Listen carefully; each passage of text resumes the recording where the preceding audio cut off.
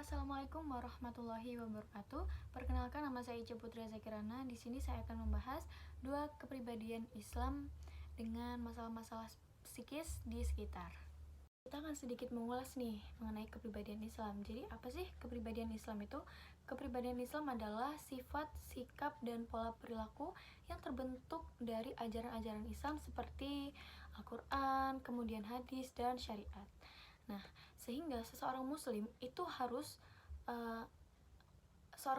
akan baik dan memiliki cara bersikap, berpikir, dan bertindak yang baik sesuai dengan ajaran agama Islam. Jadi kepribadian Islam itu memang terbentuk dari Al-Quran dan As-Sunnah. Nah, sehingga memancarkan al-akhlakul karimah dalam kehidupan sehari-hari. Nah, dengan kata lain, kepribadian Islam itu bukan hanya dari tampilan luarnya aja, tetapi juga menyangkut dari pikiran, perasaan, dan tindakan-tindakan yang sesuai dengan nilai-nilai ajaran Islam. Nah, di sini saya akan menjelaskan nih dua kepribadian Islam yang berhubungan dengan psikis di kehidupan sehari-hari dan di lingkungan sekitar juga. Yang pertama itu ada sabar, dan yang kedua itu ada syukur. Yang pertama akan saya bahas yaitu sabar. Nah, sabar sendiri itu apa sih teman-teman? Jadi sabar itu kita tuh mampu menahan diri dari kegelisahan, terus keluh kesah, dan dari dalam menghadapi ujian-ujian yang diberikan oleh Allah Subhanahu wa taala. Kemudian kita tuh tetap istiqomah di dalam ketaatan kepada Allah Subhanahu wa taala. Yang pertama, sabar nih. Jadi sabar itu apa sih? Secara bahasa, sabar itu artinya menahan diri. Dan secara istilah, sabar itu adalah kemampuan kita untuk mengendalikan diri kita agar tetap teguh dan istiqomah di jalan Allah, di ketaatan, dan tabah dalam menghadapi setiap ujian dan cobaan yang diberikan oleh Allah Subhanahu wa taala dengan menahan diri dari perbuatan dosa atau yang dilarang oleh Allah Subhanahu wa taala. Nah, jenis-jenis sabar itu seperti sabar dalam menjauhi maksiat, dan sabar dalam ketaatan, kemudian sabar dalam menghadapi musibah.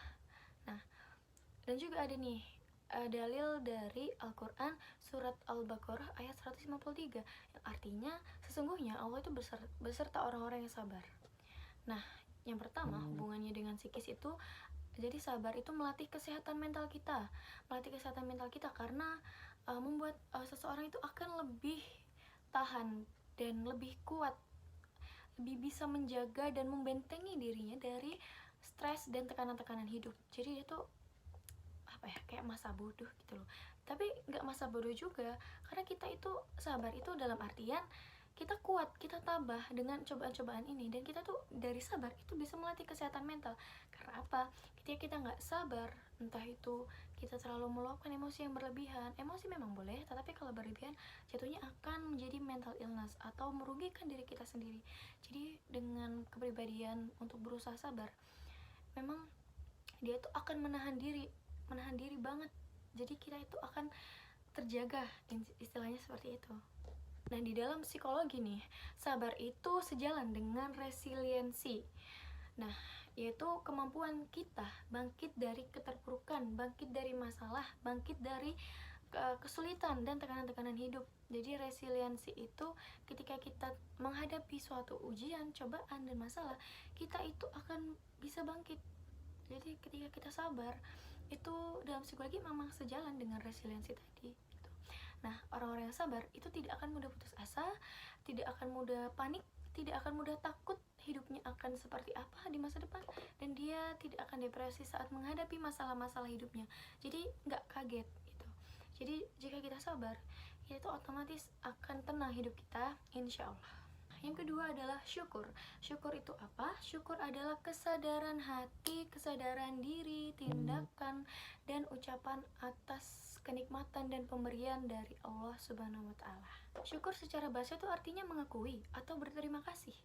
Nah, secara istilah syukur itu ya tadi, itu pengakuan hati, ucapan, dan tindakan atas nikmat yang diberikan oleh Allah Subhanahu wa taala. Jadi syukur itu bisa dengan hati, atau jadi kita tuh menyadari semua nikmat hidup ini berasal dari Allah gitu.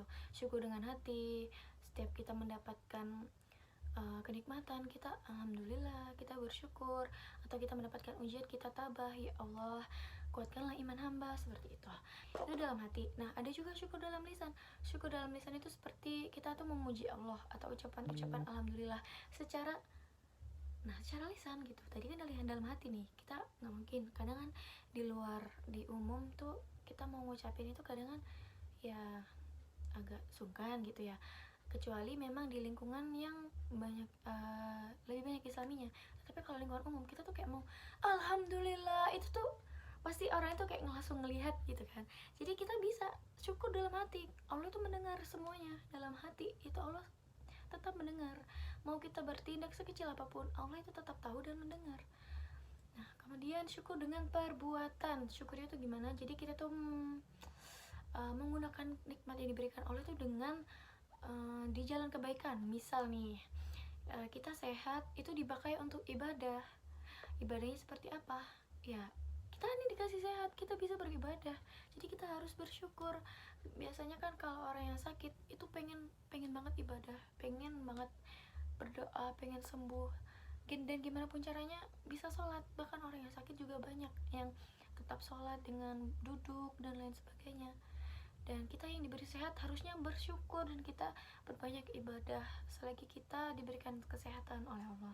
Kemudian yang kedua seperti kita bersedekah. Jadi harta-harta itu yang kita miliki kita sedekahkan, kita zakat, kita beramal. Jadi itu akan menjadi ladang juga, ladang amal di akhirat nanti. Jadi syukur dengan perbuatan itu ya seperti itu. Nah, ini juga sesuai dengan Quran surat Ibrahim ayat 7 yang artinya jika kamu bersyukur, maka aku akan menambah kenikmatan kepadamu. Niscaya aku akan menambah kenikmatan kepadamu. Hubungannya dengan psikis itu apa? Jadi hubungan syukur dengan psikis itu kita akan menumbuhkan pikiran-pikiran yang positif gitu. Jadi kita lebih, ya memang berlebihan dalam berpikiran positif itu menjadi penyakit juga, tetapi terkadang kita juga harus membedakan mana yang baik dan yang buruk gitu.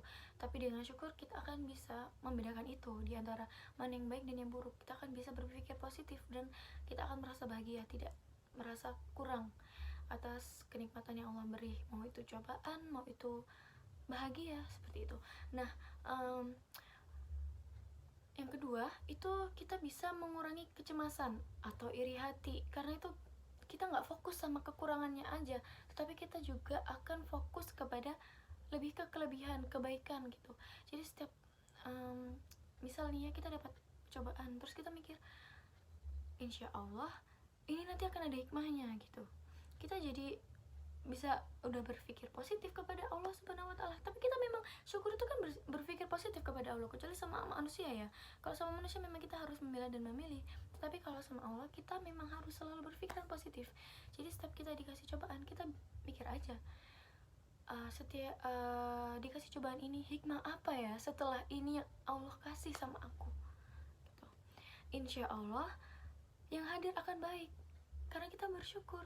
Allah tidak akan mengutuk kita gitu. Allah tuh maha pemaaf. Allah itu suka sama orang-orang yang berusaha, apalagi bersyukur. Bukannya dalam ketika mendapatkan musibah atau kesenangan kita tuh malah memikirkan kekurangan, kayak ini tadi aku apes gitu. Enggak, jangan, tetap syukuri aja. Insya Allah nanti di kedepannya akan ada hikmah-hikmah yang lebih baik karena kita bersyukur dan kita husnuzon kepada Allah Subhanahu wa taala. Dan dalam psikologi praktik syukur itu terbukti dapat meningkatkan kebahagiaan dan mengurangi depresi. Kesimpulannya adalah sabar akan memberikan kekuatan mental dalam menjalani tekanan hidup, stres, trauma, dan overthinking. Dan syukur itu kita akan mendapatkan ketenangan batin, kemudian menjaga dari iri hati dan prasangka buruk, dari depresi, cemas, dan ketidakpuasan atas hidup yang sedang dijalani saat ini. Terima kasih. Wassalamualaikum warahmatullahi wabarakatuh.